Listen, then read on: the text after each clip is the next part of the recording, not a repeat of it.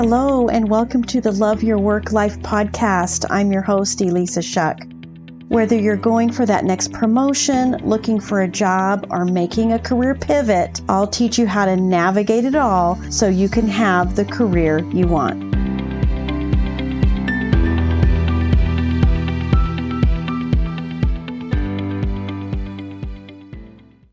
This is Love Your Work Life, episode 69. I have a special treat for you today. I am sharing a webinar that I did recently called Job Search 101. In it, I go through the 3 things you must have to have a successful job search. And by successful, I mean landing a job quickly and doing it as easily and stress-free as possible. Having a resume that opens doors, a job search strategy that gets you in front of more humans more often, and interview skills that showcase your value. So listen in, I know you're going to love it. I'm so excited to talk to you about how to make your job search work for you instead of work you over, okay? Because I know you're dealing with a lot of stuff. You're dealing with rejection. You're building your resilience. There's so much going on. And I want to give you some tips today of how to make it as easy and stress-free as possible. So let me share my screen and let's get started. First of all, job search success takes 3 things. You've got to have a resume that's opening doors. There's no doubt about that. And I'm going to give you some really good tips on how to make that happen. You need a strategy that gets you in front of humans. I know it feels like you're so disconnected from people when you're doing online applications. Feels like it's going into a black hole. And not only that, you're getting these emails filling your inbox with "Thank you so much. We'll be in touch," or "We've moved another direction." I'm going to help you bypass that. And then you also need to have interview skills that showcase your value. We're going to go into that as well. So first of all, let's talk about the goal of a resume. The goal of a resume is to really tell your story on a piece of paper. What problems did you solve? How did you interact with people? What are your strengths? What did you do?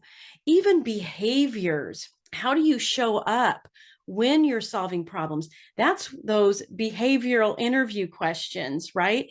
Well, you can actually tackle some of that right on your resume. It's also about what you contributed. What were your results? What was the impact?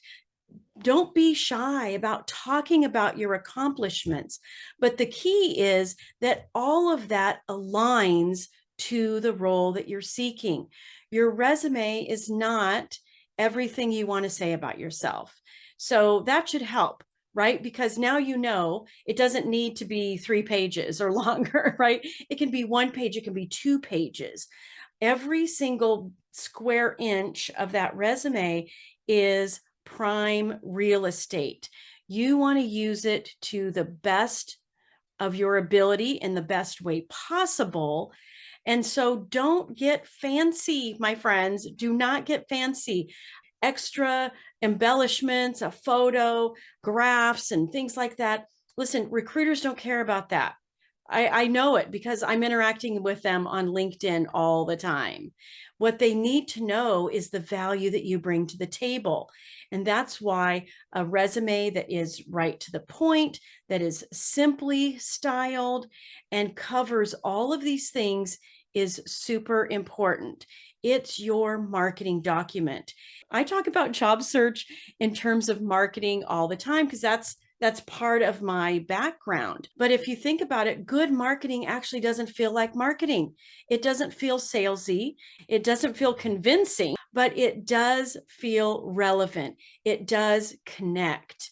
It creates rapport. These are the things that you want to pay attention to when you are building your resume. Now, if you don't have a great format, if you're not sure if your resume is doing the job for you, you'll know because It's not opening doors. It's not creating conversations. So please be sure to check out my free resume course. It's called How to Stay Out of the Black Hole. I'm pretty sure I have it on LinkedIn in one of my features, so be sure to check it out there. If not, of course, message me and I'm happy to send it to you. I will walk you through all of the specifics, what to do and what not to do when it comes to applicant tracking systems, because there are some things that can trip it up a little bit. And it doesn't mean that there's some kind of a bot, rejecting you. That's not the case. What an applicant tracking system does is it files and ranks applicants. So you want to show up high in that ranking with a resume that's optimized for the online application, but more importantly, for the human being that is going to be reading it. So make sure that you're talking about these things, the problems, your interactions, your strengths, all your contributions, metrics. If you don't have metrics to share, no problem. You have relationship accomplishments, right? Times that you have influenced someone or changed somebody's mind. These are the things that you can include on your resume that are going to move the needle and going to create those open doors for you. Now, let's move on to job search strategy. When you are doing a job search, you must apply focus and intention. Decide what roles you're seeking and commit to it. If you are like me and you've had kind of an eclectic career because you like a lot of different things, then you might be tempted to apply for a lot of different things. And it's not that that's a bad thing, but it takes your focus away. It interrupts your strategy because you're constantly bouncing around from one thing to another, and because your resume needs to be relevant to the role and your message in interviews needs to be relevant to the role, then you might be, by trying to do everything, you might be watering down your message in one way or another. And I don't want you to do that. I want you to decide, just make a decision and go for it. Listen, you can change your mind later if that particular direction isn't getting traction. That's no problem, but give it some time. All my clients who, start the job search strategy that I teach them always come back to me. It's like never fails. We're like 7 days in, it's not working. And it will work, but you've got to work it. You've got to stay on it and be consistent and intentional. I want you to also avoid endless online applications. The stats, my friends, you can look them up for yourself, are not good when it comes to online applications and the result of that. I recently compiled my own data on this, and out of 125 online applications, only 7 resulted in an interview.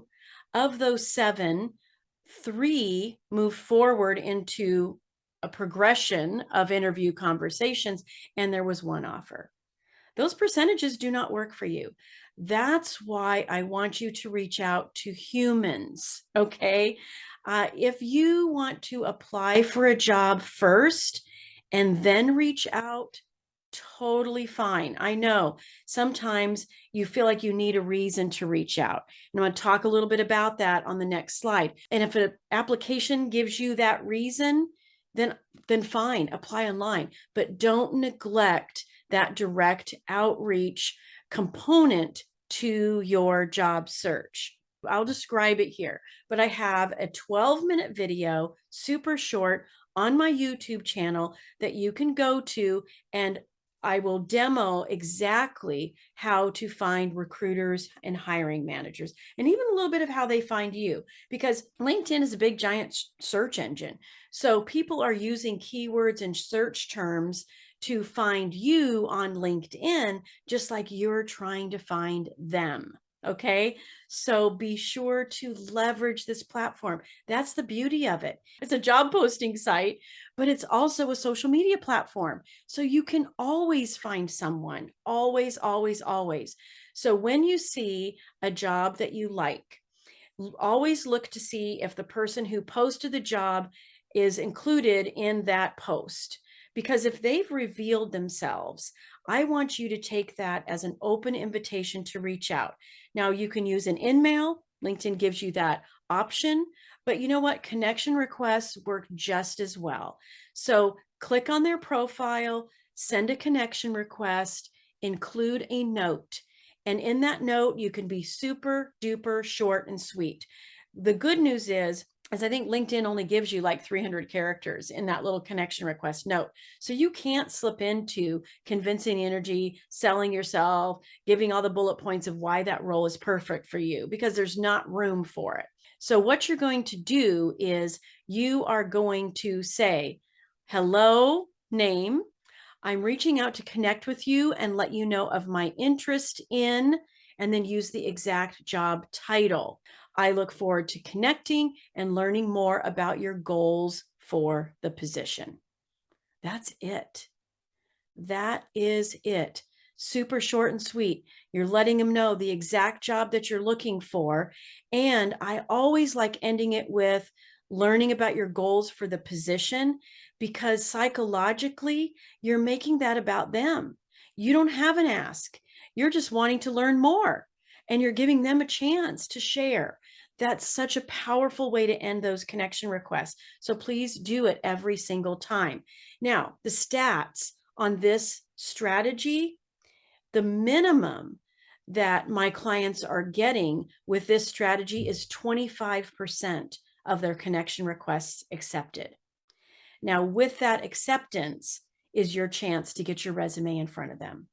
Can you imagine 1 in 4 connection requests is your opportunity to share your resume and know it's getting in front of a human being? Killer. It's a killer strategy. It works.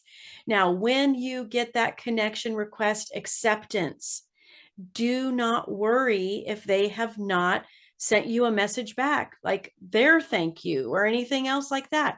You don't need to worry about that. They accepted. That's all you needed them to do. Now you can respond back with, thank you so much for accepting my connection request. I look forward to meeting you and learning more about the position. In the meantime, I've attached my resume for your reference, because in those DMs, you can include attachments. That's it.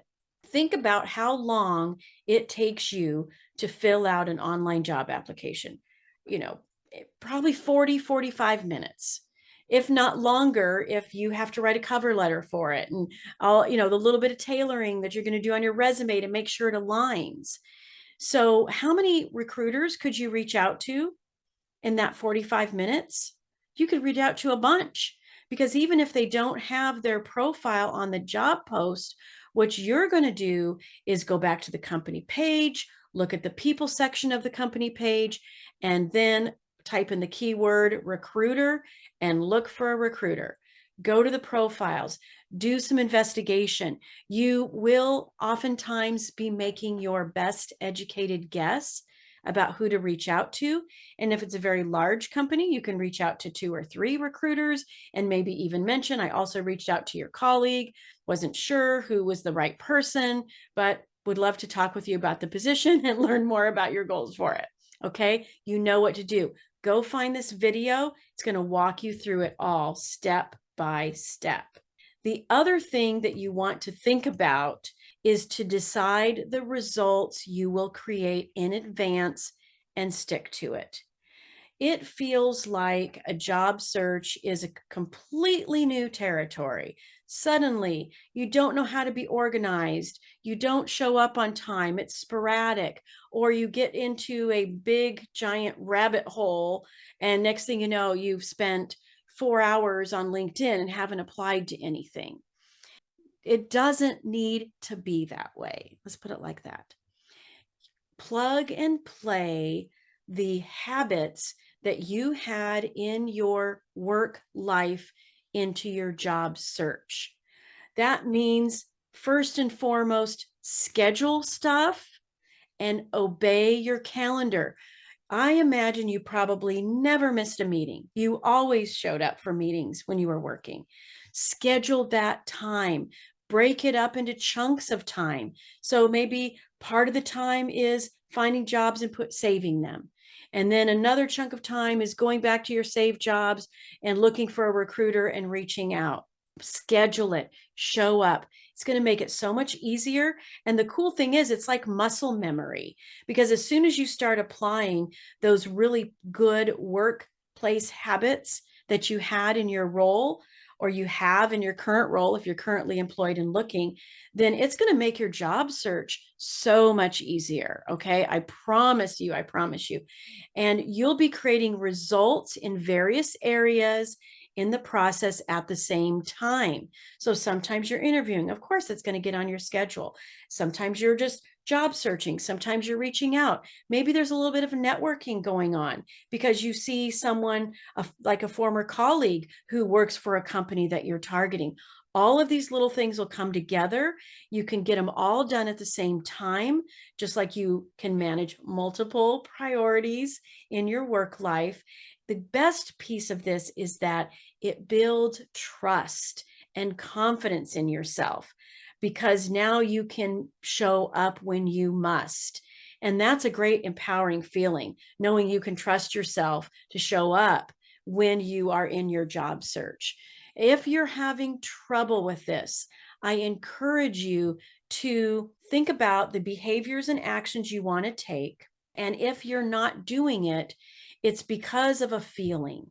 It's something you're feeling about the idea of applying for jobs or spending time on LinkedIn, looking for recruiters.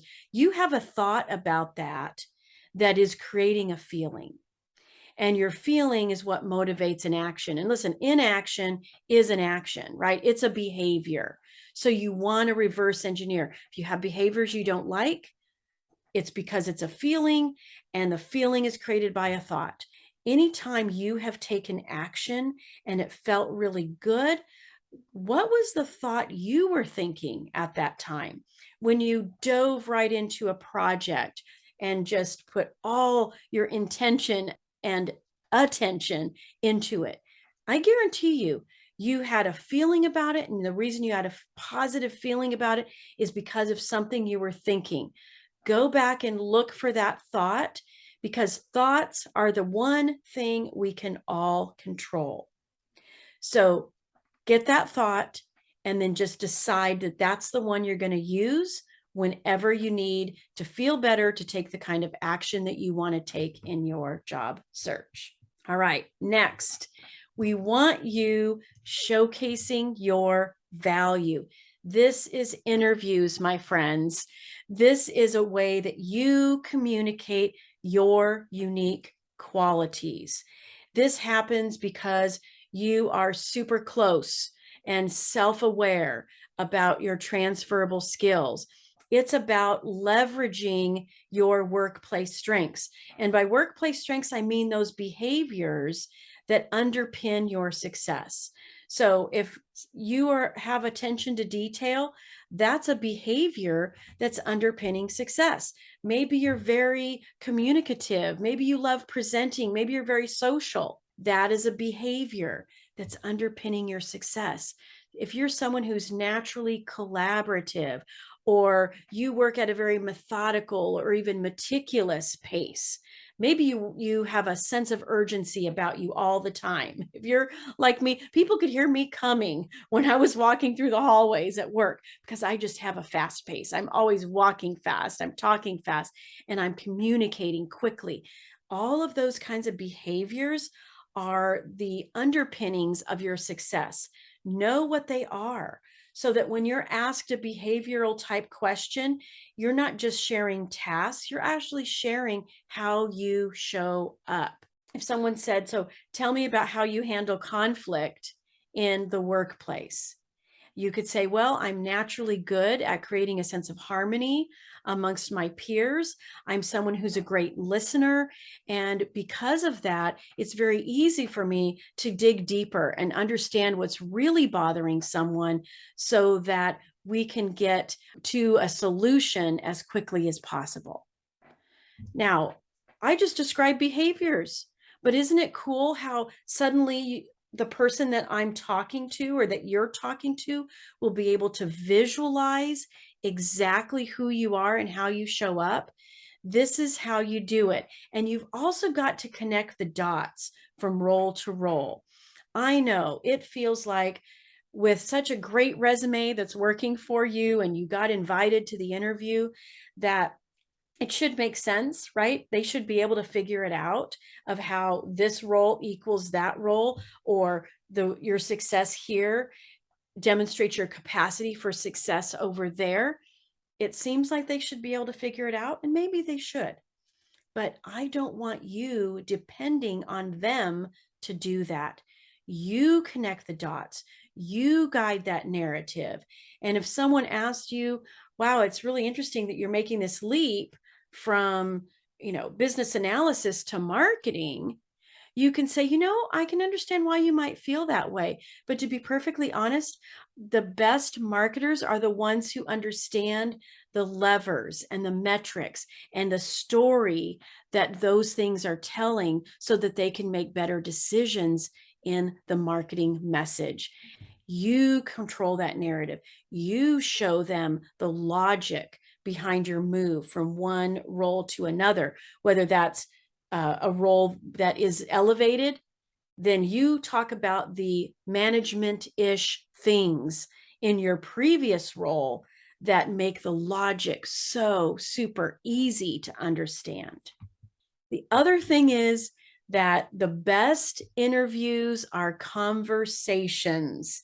And it is 100% possible for you to take more ownership and more control during interviews and create opportunities to showcase your value with conversation. And here's how you're going to do it. You're going to be very well prepared. You're going to go in with curiosity, and you're going to leverage the power of the questions you ask to showcase your value.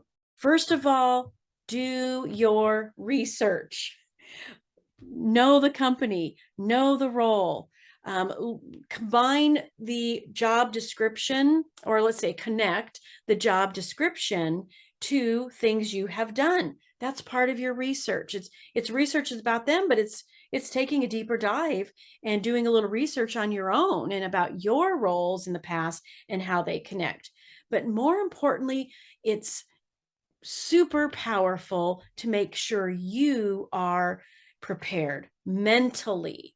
Create a sense of certainty, release all your doubts, recall all of your relevant accomplishments and achievements before you ever go in. I like to suggest starting with what I call a doubt download. Get all the weird and creepy thoughts out of your brain right up front. Don't carry that baggage in there with you into the interview. Get it all out.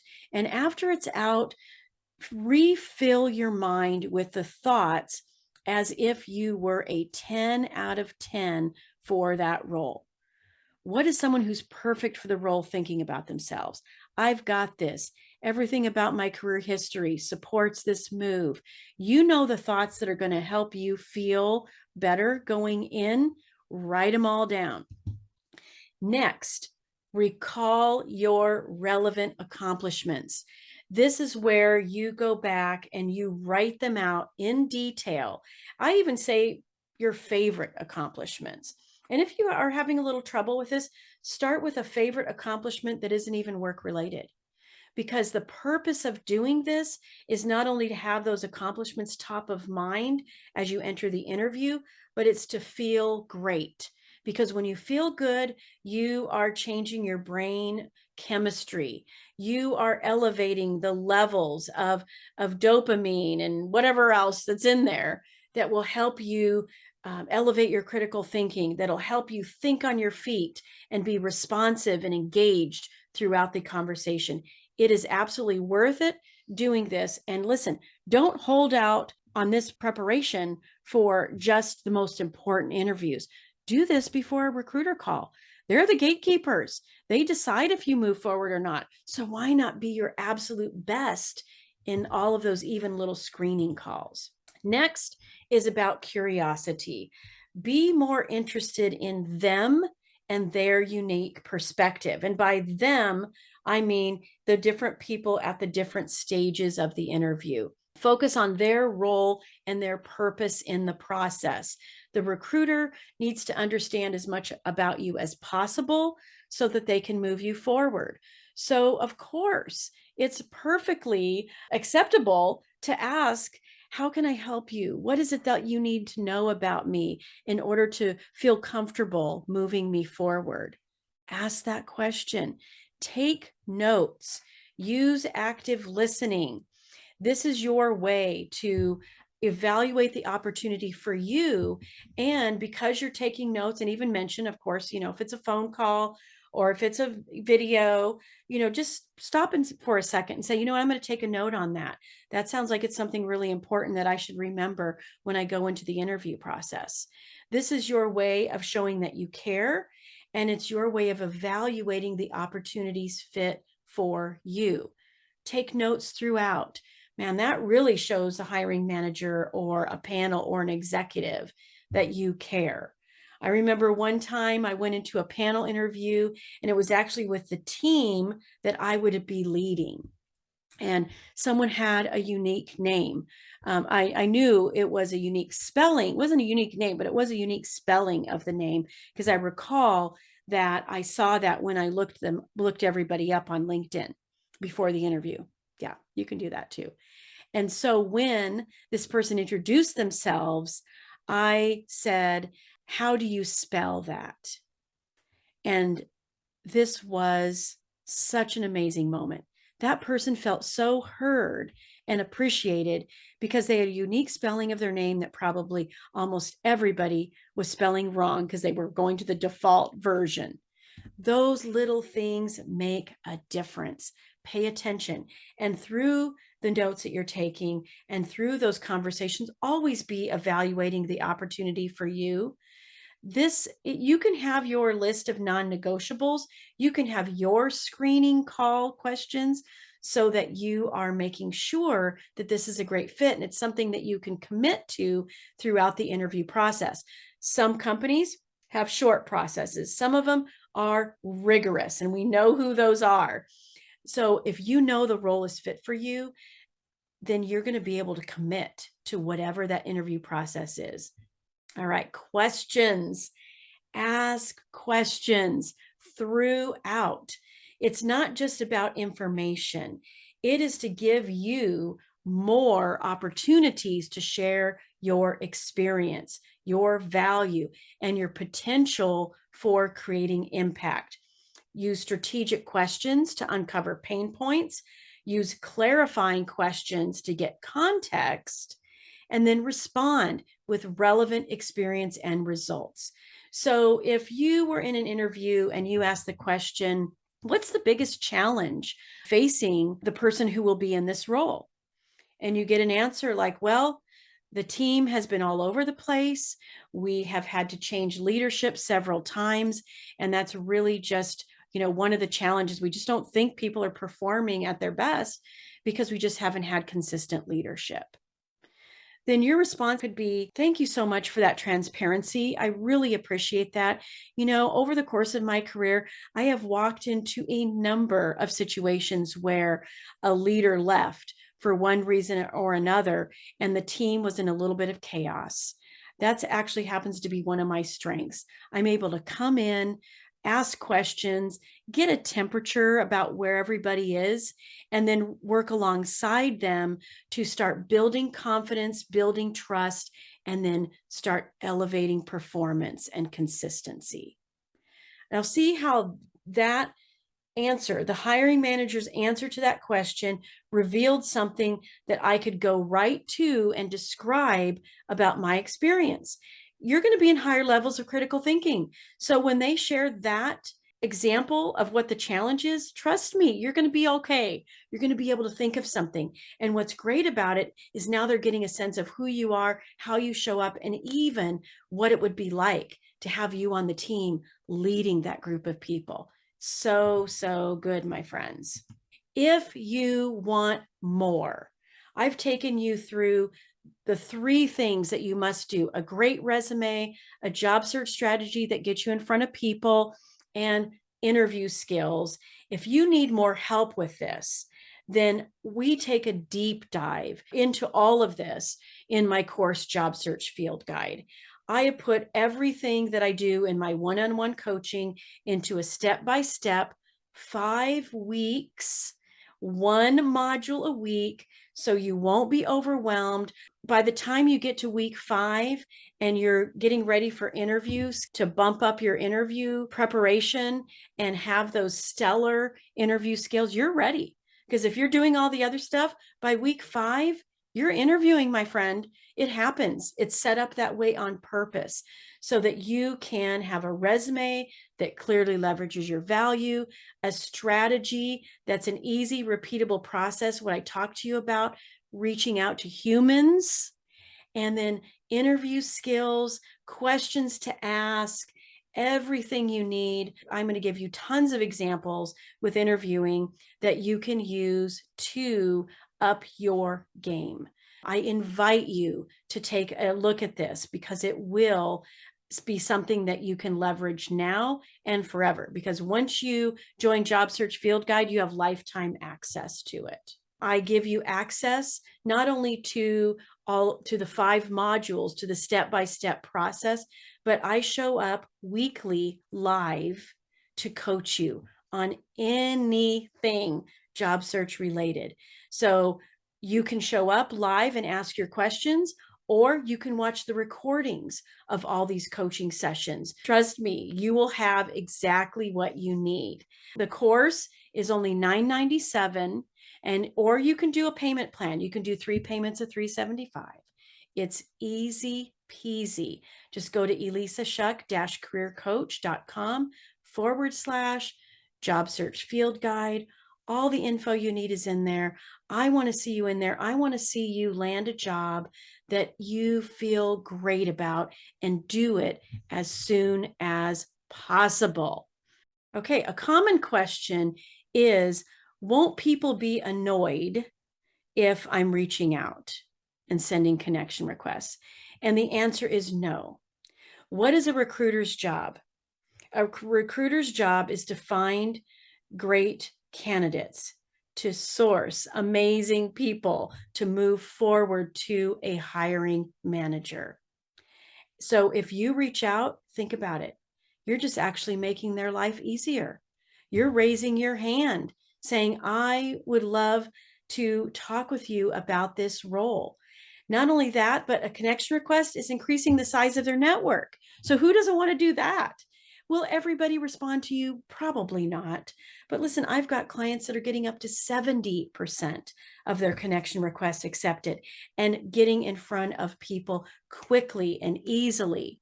And especially if you are working and you just don't have time, this direct outreach approach works great because you don't have to apply online. You can just reach out directly. You can just be bold and raise your hand.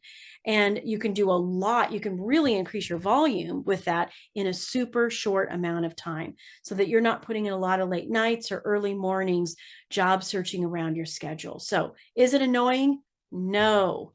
If that's a thought you're having about it, banish that thought, my friends, and think instead, no, I'm helping them. I'm making a difference. I'm raising my hand here. Okay.